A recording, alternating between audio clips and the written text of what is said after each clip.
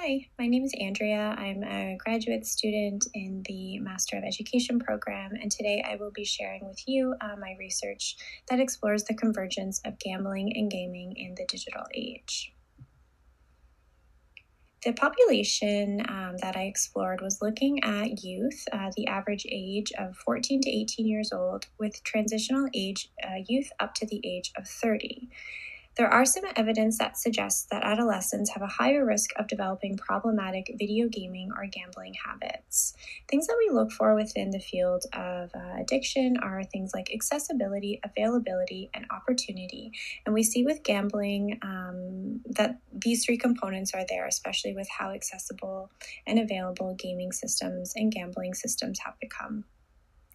When we look at the definition of gambling, gambling is defined as any activity in which something of value is risked on an uncertain outcome with the hope of winning a prize or a reward.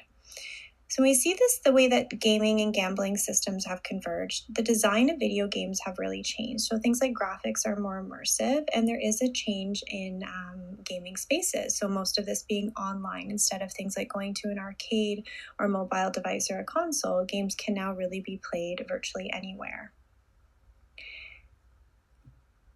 So the way that we see this interaction with technology, different technologies are used and engaged with by the youth gamer. So leading to this convergence between gaming and gambling, and these technologies facilitate both gambling and gaming activities at the same time. So a couple different examples that I'd like to discuss that I found in the research. So the first one being online and mobile devices to access video games, meaning that games can now be played virtually anywhere on phones, on tablets, or laptops. And the mobile gaming market is increasingly booming, making it easier than ever for youth to engage in games that have gambling-like elements.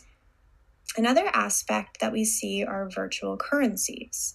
Virtual currencies allow players to engage in in-game gambling activities. So things like purchasing loot boxes, which are randomized reward boxes, using real or virtual money.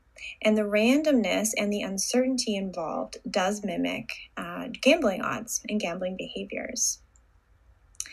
The other piece that we notice are things called microtransactions. So many free-to-play games rely on small in-game purchases to enhance gameplay or to provide an advantage for the player. This can lead to a cycle where players keep spending money to stay competitive, which mirrors the compulsive behavior that we see in gambling. We also see the emergence of social casino games, and these replicate the mechanisms of real money gambling activities. So things like slot machines, poker, blackjack, or sports betting. Many of these are free to play and provide virtual currency and items as rewards versus real monetary value. But however, we are seeing that these social casino games replicate very similar mechanisms as land-based casinos. And lastly, we look at the advertising of gambling companies. Now, gambling companies are increasingly advertising within video games, and this is something that isn't well regulated at this time. So along with the advertisements, again, the excessive repetition of these advertisements that we see, and along with things like in-game rewards or virtual currencies, can normalize gambling behaviors, especially when they're marketed towards younger audiences. Now, this is the other key piece that we noticed within the research, and that stuck out was this normalization of gambling, how gambling is becoming something that our younger people and youth are now accepting as kind of a normal behavior amongst themselves and amongst their peers. The Centre for Addiction and Mental Health completes the Ontario Student Drug Use and Health Survey every 2 years. So some of the findings from their most recent report from 2023 was based on over 10,000 students from grades 7 to 12 in 848 classes. The first chart demonstrates the percentage of students that are reporting online gambling, video gaming, or spending 5 or more hours on social media daily. So we can see that this is taken between 2003 to 2023. We can see that over time, this has significantly increased. The percentage of students that are reporting any online gambling in the past year actually did decrease from 2021 to 2023, and lower rates in 2021 suggest that this could be a result of the COVID-19 pandemic, which impacted the results of students completing the survey online at home versus as they would typically complete it at school. And the overall numbers of participants included in the survey was reduced. Within the past year, some other findings, we see that 8% of students report betting money on any online game. So things like our social casino games that we were talking about or online sports betting. And they've done this at least once in the past year. And about 1/4 of students report gambling while playing a video game in the past year. So some examples that they included were spending real money to buy things like loot boxes, in-game currency, or engaging in skins betting. And about 16% of students report gambling in other activities. So these are things like card games, dice, lotteries, scratch cards within the past year. Now, this same survey also explored mental health. And what we see here is significant increase in reported mental health and psychological distress. So again, from 2007 to 2023, the chart illustrates a significant increase in the numbers being reported. So within the 2023 survey results, over 51% of students reported moderate to serious psychological distress in the past month. 27.4% reported psychological distress within that same time frame, and over 38% rated their mental health as either fair or poor, with 37.2% reporting elevated stress levels. So we can see here the importance of identifying a possible connection between looking at things like gaming, gambling, and connection to youth mental health. Some other numbers that I found within my research from the Gambling Commission revealed that 36% of youth between the ages of 11 to 16 report spending money on microtransactions, things like skins or loot boxes within video games. And additionally, individuals with gambling disorders face up to 15 times higher suicide mortality rates when compared to the general population. And in Canada, around 300,000 individuals aged 15 and older are at moderate to severe risk of developing pathological gambling behaviors. Now, when we look at how do we try to support our young people in building coping strategies and skills to best support them, two things that I found within the research that I think are important to explore are impulse control and critical thinking skills.